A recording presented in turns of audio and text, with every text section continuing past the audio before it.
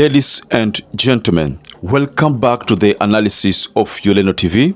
I hope you're well from wherever you're watching this channel. So William Samoei Ruto previously had a meeting with Mama Suluhu and Museveni. A meeting that was supposed to boost this East African community integration. In this tour, it seems William Ruto was denied a red carpet.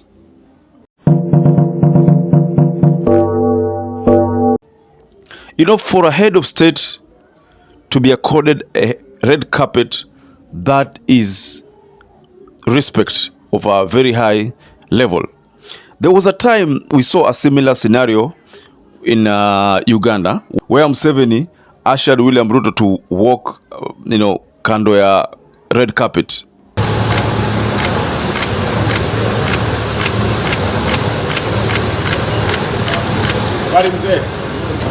How are you, sir?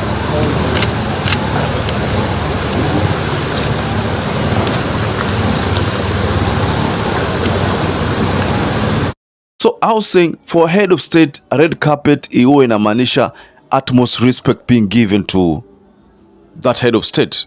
You know, I mean, so many benefits that you get when you are in a country that is hosting you. So I want us to go deeper into this analysis of why we think Mama Suluhu could have denied William Ruto a red carpet, if that is the case. So, but before you do that, allow me to encourage you to please support this channel by subscribing and liking this video. Those who supported us before, thank you so much for your support. A red carpet symbolizes utmost respect accorded to someone who is of a high rank. We could say someone like a prime minister, someone like a minister can be given a red carpet sometimes, but most of the time a prime minister, so a president is also, we expect a president to also be given a red carpet. But for this particular case where unaona Mama Suluhu anatembea hapa, on her right, on her left side, her presidential security, the guard yuko hapo. William Ruto is this side, pia on the grass. Na huku kando William Ruto's presidential also security iko na yeye hapa. So the only person who is using the red carpet in this scenario ni Mama Suluhu. Of course, we know that East Africa has had problems before, whereby most of these heads of state have been distancing themselves from William Ruto's, from interacting with William Ruto.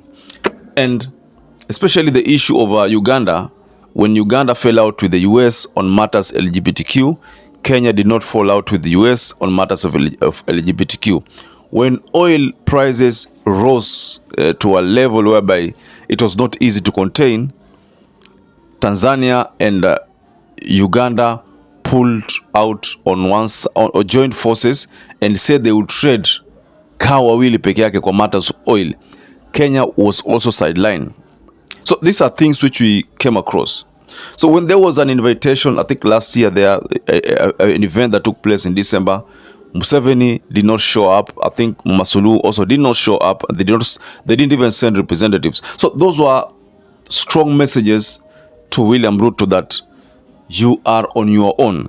So if I look at this case whereby William Ruto is denied a red carpet leo, and then he was denied a red carpet the other time when he had toured Uganda, I can only comfortably say that maybe East African bado hawaja mkubali William Ruto kabisa. Maybe that is what I see. What do you think? We can't say that, because look at it from this angle.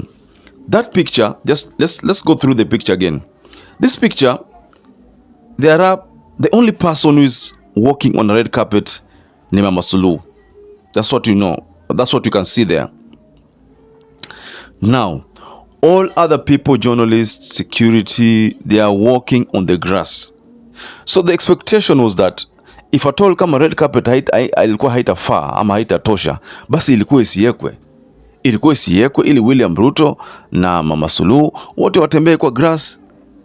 But the mere fact that Ruto is pushed to the far end to walk. In fact, if you look at it, ni kama vile Mama Suluhu is ndio rais hapo, alafu maybe William Ruto ni vice president wake, ama William Ruto ni minister. From this picture, you can say that William Ruto is a minister. What do you see? Personally, that's what I can see. What's the difference between the respect given to a minister and wale mapolisi wako hapo and the respect which was supposed to be given to William Ruto? The very big difference that should have been seen in that picture. Suluhu is the head of state there and hosting president, so he ought to have accorded William Ruto something.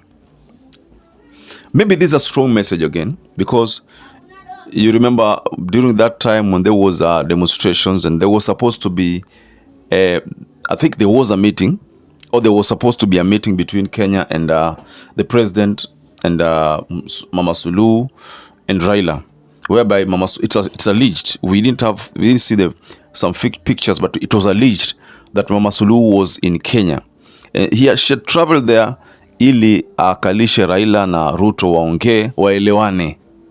Lakini from the story that surfaced, I think the person who released this story was Raila Amolo Odinga, and he said publicly after disappearing for long that Mama Suluhu was in the country, but William Ruto refused to heed to her call to have a sit down and talk about issues bedeviling Kenya, because this issue that is bedeviling Kenya is an East African issue. In also attempt from outside. I can now say it here that the president from Tanzania came here 2 weeks ago at the invitation of President Ruto to mediate, and she was kept waiting, not from our side. We were available, but the other side was not available. That time Ruto declined to that request. That is according to what Raila Amolo Odinga told the world. I think it was an international press conference. He told the world the same. That is the time Kenyans got to know that truly Mama Suluhu was in the country, because there was nobody to object that fact that Mama Suluhu was in the country. Since because there was nobody to object it, people from UDA did not object it, so we could comfortably say that automatically that Mama Suluhu was in the country. Also, there was also a time whereby Mama Suluhu, now this was another incident in Tanzania, where when still on demonstrations, Mama Suluhu went public and said, majirani wetu kule wanachoma nchi, sisi huku, rais huku.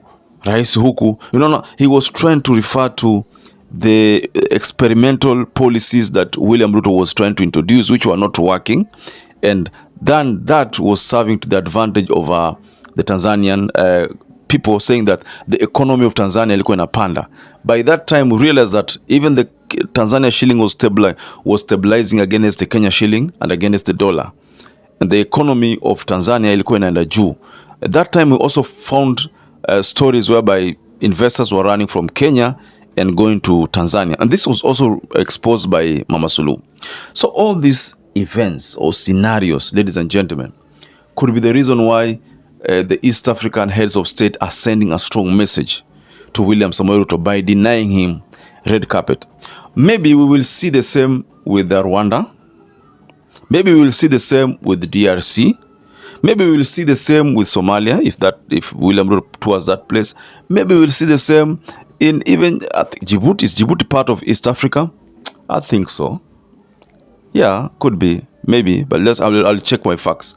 But what if those other heads of state decide that they deny him a red carpet? That is going to be a very strong message to none other than Biden, because we know that in East Africa, Kenya ndio inakuwa favored na US. That is something that I need not to tell you about. It is out there in the public domain, and it's evident because it's only in Kenya where LGBTQ laws were LGBTQ practices are allowed. Tanzania don't allow that. Uganda, they gave very harsh policies, very harsh laws if you're caught doing it. We've seen other countries, of course, Ghana is not part of East Africa, but Ghana has very harsh laws that are put in place to deal with the issue of LGBTQ. So Kenya softened their stand on that practice. That's why US looks at Kenya and says that Kenya is a second home after US. So they favor Kenya. So this whole thing of denying Ruto a red carpet, maybe it's a strong message to the Western people that, look here, the person whom you give utmost respect, we don't give him that kind of respect because we even force him to walk on the grass. Ladies and gentlemen, that is just my personal opinion in regard to the picture that was trending, the picture where William Ruto is on the grass, walking on the grass. Mama Suluhu is walking on a red carpet, and there are securities on either side, but Ruto is not been given that respect, the head of state respect that he ought to have been given. So, ladies and gentlemen, I'd like to rest my case here, but perhaps if you're watching this video and you've not subscribed, please take 1 second and subscribe to this channel and give this video a like. Till you catch up again, stay safe and stay blessed.